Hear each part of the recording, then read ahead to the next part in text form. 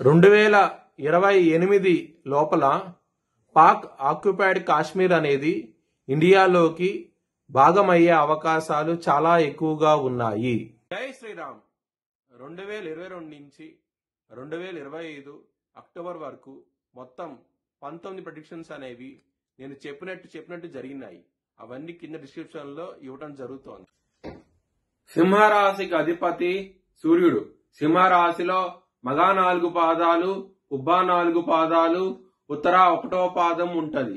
ఈ నక్షత్రం వాళ్ళందరికీ నేను చెప్పే వార ఫలితాలు వర్తిస్తాయి. ఈ వారంలో సింహరాశి వారికి 12వ స్థానంలో గురువు గారు యోగిస్తున్నారు, తృతీయ స్థానంలో బుధుడు యోగిస్తున్నారు, 4వ స్థానంలో శుక్రుడు యోగిస్తున్నారు, సూర్యుడు యోగిస్తున్నారు. 4 గ్రహాలు యోగిస్తున్నాయి. కానీ మీకు అష్టమంలో శని నడుస్తోంది. అష్ట కష్టాలను చూస్తారు. నల్ల నువ్వులు దానం చేయండి బ్రాహ్మణుడికి, మంచి ఫలితాలు ఉంటాయి. అలాగే సుబ్రహ్మణ్య స్వామిని ఆరాధించండి. ఈ వారంలో చాలా మంచి ఫలితాలు ఉంటాయి. గురువారం రోజున, శనివారం రోజున ముఖ్యమైన పనులు స్టార్ట్ చేస్తే గనక ఖచ్చితంగా విజయం సాధిస్తారు. మంగళవారం రోజున మాత్రం ముఖ్యమైన పనులు స్టార్ట్ చేయకండి. స్టార్ట్ చేస్తే కనుక వ్యతిరేకత ఫలితాలు వస్తాయి. ధన నష్టం వచ్చే అవకాశం ఉన్నది. జాగ్రత్త తీసుకోండి. సింహరాశి వారికి కుటుంబాధిపతి అయిన బుధుడు తృతీయ స్థానంలో ఉండటం మూలంగా వక్రించి ఉన్నాడు బుధుడు. దీని మూలంగా మీకు కొంచెం ఇబ్బందులు పడే అవకాశం ఉన్నది. జాగ్రత్త తీసుకోండి. ఇక్కడ ధనపరంగా మీకు ఎటువంటి లోటు అంటూ ఉండదు. ఈ వారంలో సకాలంలో చేతికి అందుతుంది.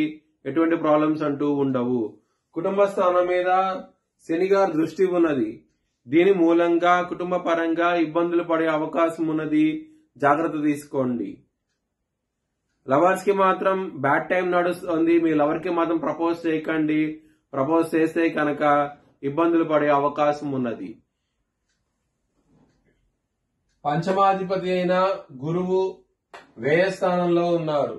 లవర్స్ కి అంత అనుకూలంగా ఉండదు ఈ వారం అనేది. శత్రువులు అనేవాళ్ళు చాలా అధికంగా ఉన్నారు. 6వ స్థానం అధిపతి అయిన శని అష్టమ స్థానంలో ఉన్నారు. అష్ట కష్టాలను చూస్తారు. శత్రువులతో మాత్రం జాగ్రత్త తీసుకోండి. కోర్టు కేసులు అలాగే పోలీస్ స్టేషన్స్ వెళ్లే అవకాశం ఉంటది. మీ జన్మ జాతకంలో కనుక దశలు అంతర్దశలు యోగించకుండా ఉంటేనే ఇది వర్తిస్తుంది. బిజినెస్ పరంగా మాత్రం పెట్టుబడి అనేది ఎక్కువ పెట్టండి.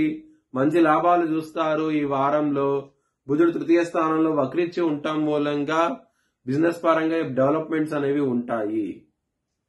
మ్యారేజ్ పరంగా మాత్రం ఇబ్బందులు ఉంటాయి. సప్తమంలో రాహు ఉన్నాడు. సప్తమంలో రాహు ఉన్నప్పుడు కుజుడు దృష్టి కూడా రాహు మీద పడుతోంది. రాహువు కుజుడు బద్ధ శత్రువులు. సప్తమాధిపతి అష్టమ స్థానంలో ఉన్నారు. ఈ గ్రహస్థితి ఉండటం మూలంగా మ్యారేజ్ పరంగా మాత్రం చాలా ప్రాబ్లమ్స్ ఉంటాయి. జాగ్రత్త తీసుకోండి. కెరియర్ పరంగా మాత్రం చాలా బాగుంటది. ఇక్కడ మీకు దశమాధిపతి శుక్రుడే ఉన్నారు. ఆయన 4వ స్థానంలో ఉన్నారు. దీని మూలంగా మంచి ఫలితాలు ఉంటాయి.